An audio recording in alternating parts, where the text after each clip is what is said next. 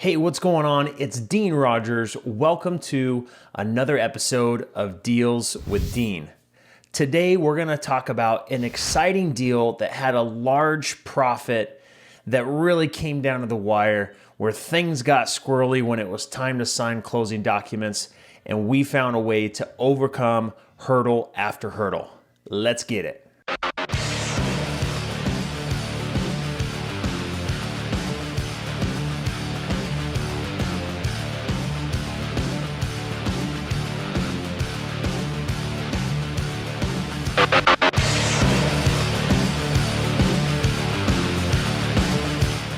All right, welcome back. If you haven't already, please hit that like button, hit the subscribe button so you can stay in touch with us and help support the channel.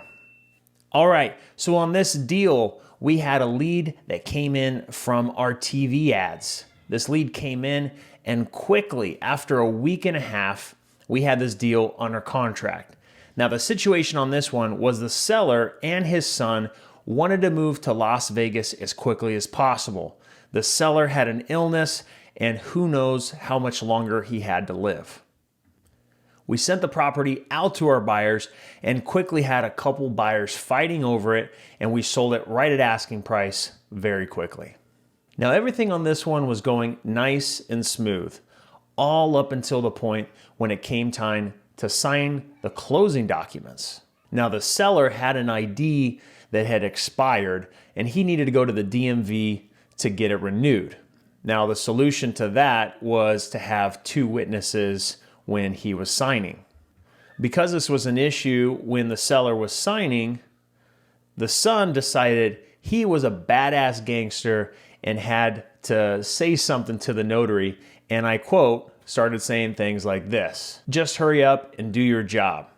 Better not mess this up for us or I'll bust a cap in your ass, and I'm trying to get to Vegas." So we had escrow call us and tell us this. So we quickly got on the phone with the seller, got on the phone with the seller's son, and told them not to screw this whole thing up. They can't act like this, they can't do that, or notaries are just gonna flat out leave and not finish with the signing. Now, they scheduled with another notary to come the next day, where they were gonna have the two witnesses for the seller, and we made it very clear that the son could not be there.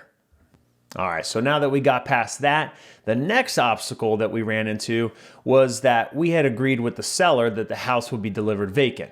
Now, anytime when you have a property, if you can provide it delivered vacant to your end buyer who's buying this property, it really makes it so much easier when it comes to selling it. That's the ideal situation.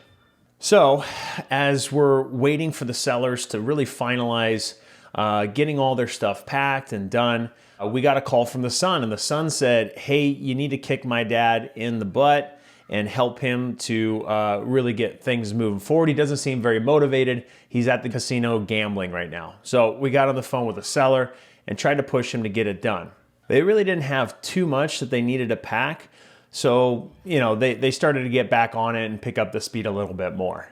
Now, they couldn't get a U-Haul to finalize moving everything out because, again, his ID was expired. So he scheduled an appointment with the DMV and was working on getting out there. Now, that was slightly delayed as well because the seller was getting tired. Again, if you remember, he had an illness and, was kind of living out his last days.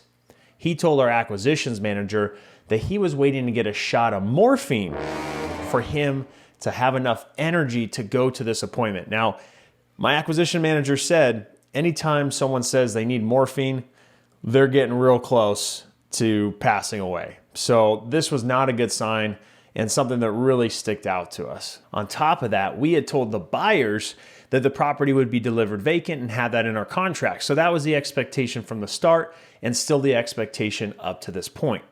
Now, normally I'd be okay with waiting for the seller to get everything out and letting that happen and take place so that we could provide it delivered vacant, just like we had promised. But in this situation, there was something in my head that just told me we really probably had two options here. We could wait for the seller to finish packing, which could take, another week or so, or we could go ahead and get it closed and provide the seller some additional time to move out because they were already in the process. But did we really want to risk waiting for the seller to get everything out and the chances based on him just getting a morphine shot that he could pass away and there would be no deal for anybody? So I called the buyer, let him know that these were our two options and that I thought that it made the most sense for them to go ahead and close on it and just count our blessings, and we would continue to work with them to push for the seller to get out. Now, the seller had already signed all of their documents. The buyer had signed all of their documents, plus already put all their funding and closing funds in escrow. So we were ready to close that day, but the buyer had told the escrow company that they wanted to confirm until it was vacant until they allowed escrow to release it to close. So after I made that request to the buyer, he called his partner, had a conversation. Now, I told him just before he called his partner that if he didn't get it closed that day, that it was too much of a risk for us, and I was going to go ahead and go to the bank and wire the funds to close out of our bank account and close that day. We had 2 hours before the wire cut off. It was a Friday, and I was not going to risk waiting going into a weekend for things to go wrong. So I told the buyer that, and he said, give me 5 minutes, I'll call my partner, and I'll let you know what we decide. So he called his partner, had a conversation, then he called me back. He said, hey, look, we're ready to get this deal done today. What we decided we're going to do is we're going to go ahead and help the seller move. We're going to pay for a moving company, move all the remaining stuff out, and we're going to get it done. Now, the buyer asked us, because they were going to incur those additional costs for the moving expenses, to provide a credit to them of $4,000 for these moving expenses. Now, I thought that was a lot higher than I expected them to ask, and I told them $500 was the max that I was willing to do. I needed an answer in 5 minutes. Otherwise, I was going to get in the car and go to the bank. So he said, let me call my partner back. I'll get right back to you. Called his partner, sent me a text and said, hey, we got a deal. You can Venmo me the $500. I'll let escrow know that we're going to get it done. So he did just that. He sent an email to escrow. I called escrow as well because I wanted to stay on top of it. Let him know they'd be seeing an email from the buyer, and we got it closed. So that was awesome news for us. A lot of work went in at the end. Everything was smooth all up until the part of closing, which can sometimes get a bit tricky.